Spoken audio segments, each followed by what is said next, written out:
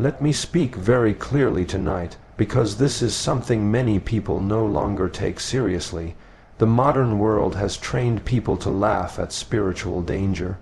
If someone speaks about demons, they mock it. If someone warns against occult practices, they call it superstition. If someone says certain objects can spiritually harm a home, people roll their eyes as though evil is merely symbolic. But evil is not symbolic. The devil is not a metaphor. Demons are not psychological poetry, and the spiritual world is not fantasy. One of the greatest victories Satan ever achieved was convincing people that spiritual doors do not exist anymore. But they do, and many people unknowingly open those doors through objects connected to the occult. You must understand something very important. Objects themselves may appear harmless materially, but spiritually they can represent an act of consent. That is the key. The devil respects free will because God created free will. Therefore, demons look for permission. They look for invitation. They look for cooperation. That cooperation often begins very small. A person buys a spirit board as a joke. Someone keeps tarot cards because they are interesting. A young woman begins using crystals because social media told her they carry healing energy. A man becomes obsessed with horoscopes and astrology because he wants control over the future. And none of them realize that what began as curiosity slowly becomes spiritual attachment. Darkness rarely enters dramatically. It enters quietly. That is how temptation always works. Even in the Garden of Eden, Satan did not begin with violence. He began with conversation, suggestion, curiosity. Did God really say that? And this is exactly how many souls become spiritually compromised today. The occult always disguises itself as enlightenment. It promises knowledge, power, healing, control, peace, protection, but what it gives is bondage, because every occult practice is fundamentally built on one temptation: seeking spiritual power apart from God. And the moment a person seeks power outside of God, they step into dangerous territory. I once spoke to a young man who told me his anxiety became unbearable after he became deeply involved in New Age practices. At first, he only watched videos online about manifesting energy. Then he began meditating using occult techniques. Then crystals, then spirit communication practices. He said initially it felt peaceful. That is important to understand. Darkness often arrives disguised as comfort. He described feeling empowered in the beginning, more confident, more emotionally stimulated, almost euphoric, but eventually things changed. He could no longer sleep properly. He became terrified at night. He felt watched constantly. He grew emotionally unstable. Depression entered his life like a shadow that would not leave. And the most frightening part was this: he no longer felt close to God. Prayer became difficult. Church felt uncomfortable. Sacred things irritated him. Do you see what was happening? The soul was becoming spiritually disordered. This is what people fail to understand psychologically. What you repeatedly expose yourself to shapes the interior architecture of your mind. Human beings are impressionable creatures. Your environment affects your thoughts. Your thoughts affect your desires. Your desires affect your behavior, and your behavior eventually shapes your soul. If you constantly expose yourself to darkness, eventually darkness stops feeling dark. That is one of the clearest signs of spiritual danger. When evil no longer disturbs you, there are homes today where occult symbols hang on the walls casually. People wear symbols connected to witchcraft and death without even understanding their meaning. Children are exposed to spiritual practices that previous generations would have immediately recognized as dangerous. And because society normalizes these things, people lower their guard. But normalization does not remove spiritual consequences. Poison remains poison even if everyone drinks it. I remember blessing a home years ago where the family experienced constant turmoil. The parents fought viciously almost every day. The children suffered terrible nightmares. One child refused to sleep alone because she claimed she saw figures standing near the hallway at night. Now, some people immediately dismiss such things, but listen carefully. Not every disturbance is demonic. At the same time, not every disturbance is purely psychological either. Human beings are body and soul. The spiritual and psychological dimensions of life often affect one another deeply. When I entered the house, there was an overwhelming heaviness. And eventually we discovered that the owner of the home had been deeply involved in occult rituals years before. Certain objects connected to those practices were still hidden inside the house. He kept them because he believed they were historical and valuable. But spiritually they represented unfinished consent. That is what many people do not understand. Sometimes people renounce sin verbally while still holding onto physical reminders of darkness emotionally. They keep cursed objects because they are attached sentimentally. They keep occult items because they spent money on them. They keep spiritually dangerous things because they fear appearing extreme by throwing them away. But partial surrender never brings peace. You cannot invite Christ fully into a room while preserving a corner for darkness. Eventually the family removed those objects completely. They returned seriously to prayer. They blessed the home regularly. And slowly the atmosphere of the house changed. Peace returned. Notice something important. Light changes environments. You can feel it. There are homes where you immediately sense calmness. Homes filled with prayer.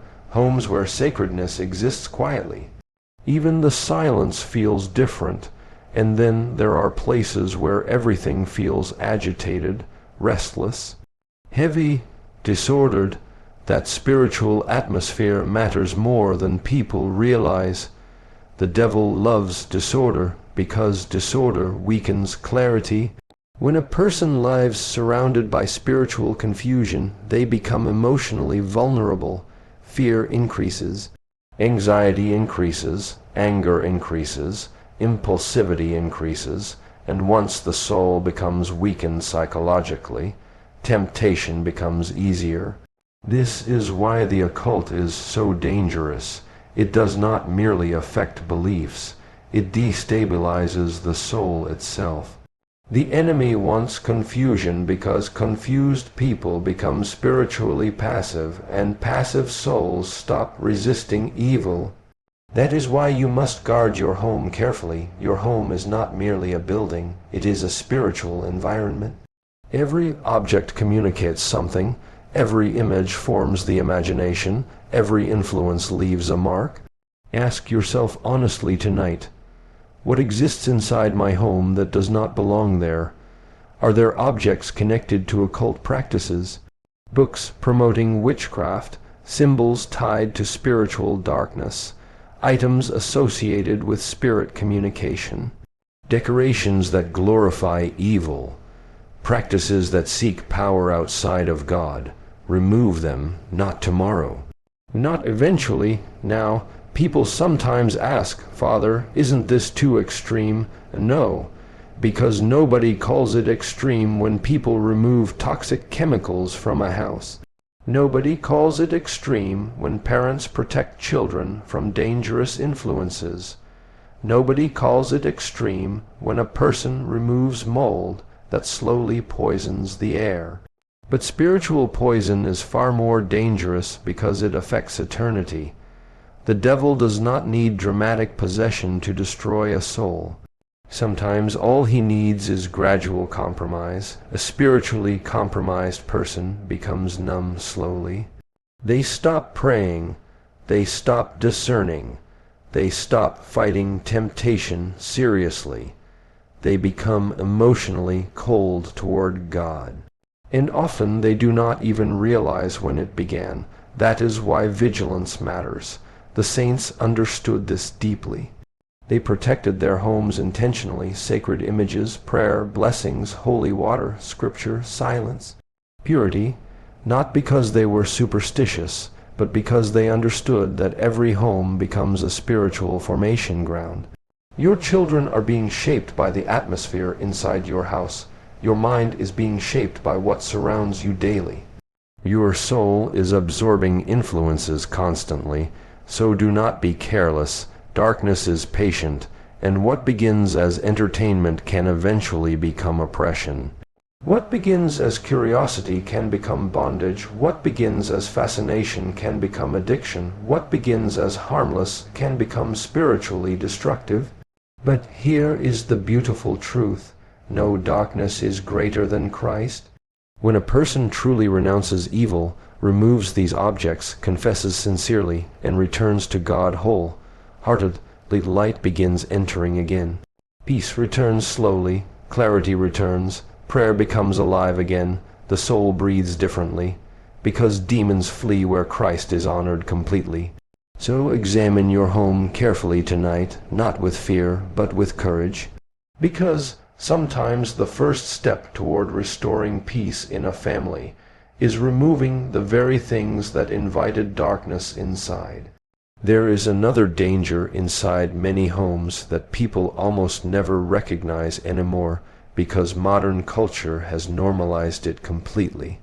And that danger is this: the constant presence of violence, impurity, hatred, and darkness through the things people allow themselves to consume every single day. Many homes today are spiritually starving while being emotionally overstimulated. There is noise everywhere. Screens everywhere, anger everywhere, lust everywhere, chaos everywhere. People wake up with noise. They eat with noise, they sleep with noise, and then they wonder why their minds feel exhausted and their souls feel empty. The human soul was not created to live in constant disorder. God created the soul for truth, beauty, silence, purity, and peace. But the modern world profits from overstimulation, and demons thrive in environments where the human person loses interior silence. Because when silence disappears, discernment usually disappears with it. A person who never becomes still eventually stops hearing God. That is why one of the most dangerous things you can place inside your home is entertainment that glorifies darkness continuously. Movies obsessed with cruelty, music filled with rage and rebellion, pornographic material, violent imagery, demonic symbols, content that mocks purity, content that celebrates immorality, content designed to inflame lust, anger, envy, pride, or despair. People say, "Father, it's just entertainment," but listen carefully. What entertains you eventually influences you. Human beings absorb what they repeatedly consume. A person may think they are merely watching something, but over time, that thing begins shaping their imagination, emotions, desires, and behavior. This is why repeated exposure matters psychologically. The mind adapts to what it sees constantly. At first, impurity shocks a person. Then it becomes familiar, then normal, then desired. That progression is extremely dangerous. The devil often works through gradual desensitization. He does not always destroy a soul suddenly. Sometimes he slowly trains a person to become comfortable with darkness. And once darkness feels normal, resistance weakens. I once spoke with a father whose entire family life was collapsing. His children were constantly angry, his marriage was cold. The atmosphere in the home felt emotionally aggressive all the time. He initially believed the problem was financial stress, but after speaking longer, something became obvious. The entire home was saturated with chaos, violent television constantly playing, music filled with profanity and hatred, sexually explicit material hidden throughout the house, no prayer, no silence, no sacredness. Even during meals, every person stared at screens filled with noise and negativity. The family was physically together but spiritually disconnected, and over time their interior lives became shaped by what surrounded them daily. This is what modern society fails to understand. Your environment forms your psychology. If a home constantly feeds the mind with aggression, impurity, and disorder, eventually the soul begins reflecting those same qualities. Anger increases, patience decreases, attention weakens, compassion diminishes, self-control deteriorates. Then people wonder why anxiety, depression, rage, and emotional numbness are becoming so widespread. The soul cannot remain healthy while continuously consuming spiritual poison. One of the greatest weapons Satan uses today is constant distraction. Because distracted people stop examining themselves, they stop praying deeply, they stop reflecting, they stop noticing how spiritually sick they have become. Many people today cannot sit in silence for even 5 minutes without reaching for stimulation. That is not freedom, that is dependency, and dependency weakens the soul. I remember speaking to a young man who admitted he had become addicted to violent and immoral entertainment from childhood. At first it seemed harmless to him. Everyone around him watched the same things. Everyone laughed at the same vulgarity. Everyone treated impurity casually. But years later he noticed something frightening. He could no longer feel genuine peace. His mind was constantly restless. His thoughts became dark and aggressive. Prayer felt empty. Relationships felt shallow. He struggled to feel authentic joy. Why? Because the human imagination had been saturated with disorder for years. What enters through the eyes and ears eventually reaches the heart. People often underestimate the spiritual power of imagery. But images shape memory deeply. Music shapes emotion deeply. Words shape thought deeply. This is why certain songs can instantly change a person's emotional state. This is why certain images remain in the mind for years. This is why repeated exposure transforms behavior gradually. Demons understand human weakness very well. They know that if they can corrupt the imagination, they can slowly influence desires. And once desires become disordered, actions eventually follow. That is why impurity is never just private. Sin never remains isolated. A father addicted to pornography changes emotionally. His patience changes, his attention changes, his ability to love selflessly weakens. Children raised in homes filled with anger absorb anger. Children surrounded by vulgarity begin speaking vulgarity. Children exposed constantly to darkness lose innocence prematurely. And this is heartbreaking because many parents unknowingly allow spiritual damage into their homes through entertainment they would never personally approve of face-to-face. They would never invite a corrupt stranger into their living room to teach their children immorality directly. Yet they allow screens to do exactly that for hours every day, and the soul slowly becomes numb. This numbness is one of the clearest signs of spiritual decline. When a person no longer feels disturbed by evil, something inside them has weakened. There are people now who laugh at things that once horrified humanity. Violence becomes humor. Impurity becomes normal conversation. Blasphemy becomes entertainment. That is not progress. That is desensitization. The enemy wants the conscience asleep, because an asleep conscience stops resisting sin. And once resistance disappears, bondage becomes easier. But here is another important truth people rarely hear. Peace is not accidental. A peaceful home must be built intentionally. You cannot fill a house with noise, rage, lust, fear, and darkness continuously and expect calmness to grow there naturally. The soul needs sacredness, it needs silence, prayer, beauty, truth, order. There are homes where the atmosphere immediately feels peaceful the moment you enter. Not because the furniture is expensive, not because the house is large, but because the spiritual environment is healthy. People speak kindly, prayer exists there, silence is respected, sacred images are present, there is emotional warmth, purity is protected. Even children behave differently in such environments because souls respond to atmosphere. And there are homes where tension feels heavy immediately. Everyone is irritated, nobody listens, nobody rests peacefully.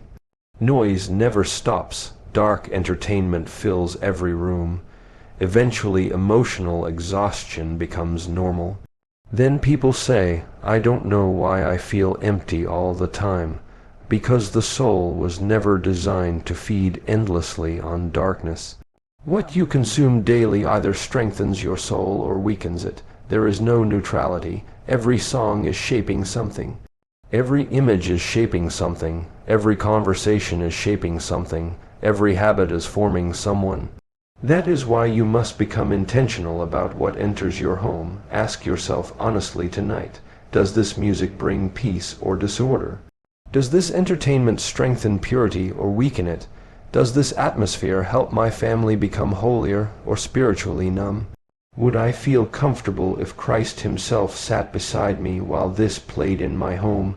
Those questions matter, because the modern world constantly trains people to lower spiritual standards little by little. A little more vulgarity, a little more violence, a little more impurity, a little more darkness, until eventually the soul forgets what innocence even felt like. But the beautiful truth is this: light can return, a home can change. When a family begins praying together again, the atmosphere changes. When vulgarity leaves, peace slowly enters. When constant noise is reduced, clarity returns. When sacredness becomes present again, the soul begins healing. I have seen families transform completely simply because they removed the influences poisoning their homes spiritually and psychologically. More peace, less anger, more communication, less anxiety, more emotional stability, more joy, because grace flourishes where darkness is rejected intentionally. Do not underestimate the spiritual power of your environment. Your home should not merely entertain the body. It should protect the soul. Your home should become a sanctuary from darkness, not an extension of it. Fill it with prayer, fill it with truth, fill it with beauty, fill it with peace, because what fills your home eventually fills your heart. And a heart filled with Christ becomes a place where darkness cannot remain.